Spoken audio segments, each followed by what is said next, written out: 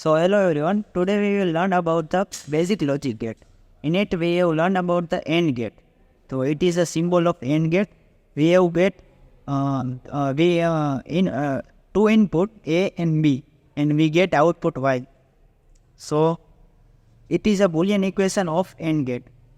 Input 1 multiply input B is equal to Y, our output.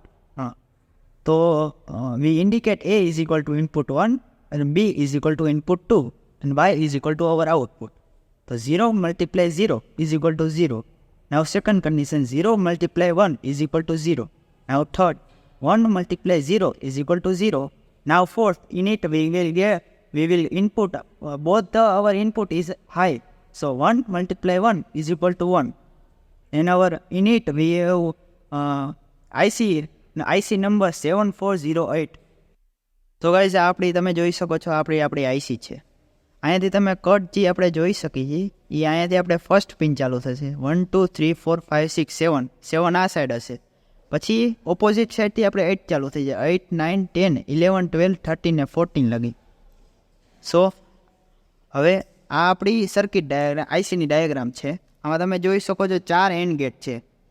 પહેલાં આપણે અહીંયા વીસીસીથી આપણે 14 નંબરમાં આપણે સપ્લાય દઈશું અને અહીંયા 7 નંબરમાં આપણે તેને ગ્રાઉન્ડ કરીશું.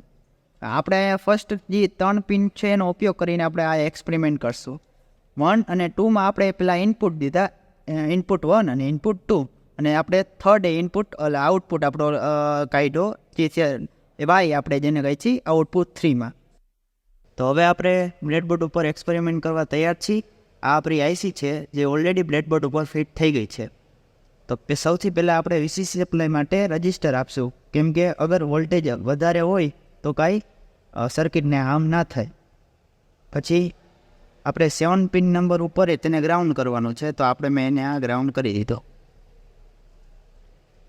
પછી પિન નંબર 1 અને પિન નંબર 2 આપણે ઇનપુટ આપવાના છે, તો તેના સાથે મેં કનેક્ટ કરી.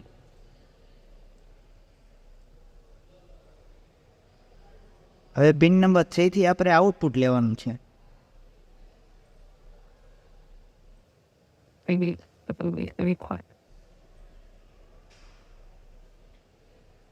આઉટપુટમાં વધારે વોલ્ટેજ અગર આવી જાય અને એલઈડીને કાંઈ હાર્મ ના થાય તેથી મેં રજિસ્ટર કનેક્ટ કરું છું. તેથી અગર હાઈ વોલ્ટેજ આવે તો એને થોડુંક સ્લો ડાઉન કરીને લો વોલ્ટેજ કરી દઈએ. તેના પછી આપણે એલઈડી તેના સાથે કનેક્ટ કરીશું. હવે એલઈડીને આપણે ગ્રાઉન્ડ કરી નાખશું.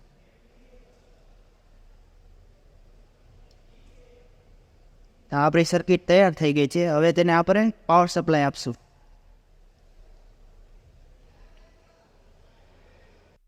તો જો આપણે પહેલી કન્ડિશન ચેક કરીએ અગર તો 0 0 અગર મેં આપી તો એલઈડી ગ્લો ના થઈ. 0 × 0 ઇઝ ઇક્વલ ટુ 0. પછી આપણે બીજી કન્ડિશન ચેક કરી 1 × 0. તો ફર્સ્ટ આઉટપુટને મેં આપણે અહીંયા હાઈ વોલ્ટેજમાં 1 આપી દઉં છું ને સેકન્ડ ઇનપુટને આપણે 0 આપી દઈએ છીએ.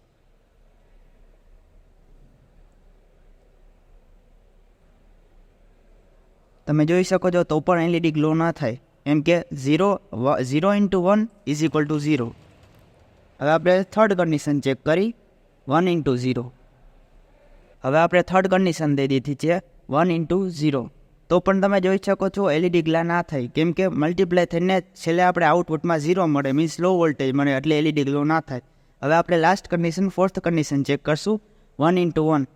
એન્ડ ગેટમાં 1 × 1 ઇઝ ઇક્વલ ટુ આપણે 1 થાય, મલ્ટીપ્લાય થાય, તો તેનો મિનિંગ હાઈ વોલ્ટેજ આપણને મળે. તો એનો મિનિંગ આપણને એલઈડી ગ્લો થવી જોઈએ. તો જોઈએ આપણે ચેક કરીએ.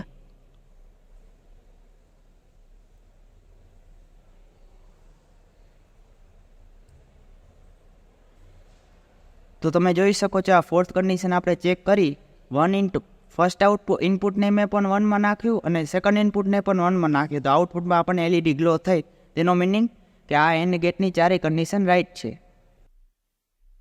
તો આપણે ટ્રુથ ટેબલ પ્રમાણે આપણે બધી કન્ડિશનો ચેક કરી અને આપણે લાસ્ટમાં રિઝલ્ટમાં કન્ક્લુઝનમાં એ નીકળ્યું કે એન્ડ ગેટમાં આપણે ઇનપુટ 1 × ઇનપુટ 2 કરીને આપણે એન્ડ ગેટ આપણને આઉટપુટ આપે છે. તો આપણે આ એક્સપેરિમેન્ટ ડન કરી નાખ્યો છે. Thank you friends.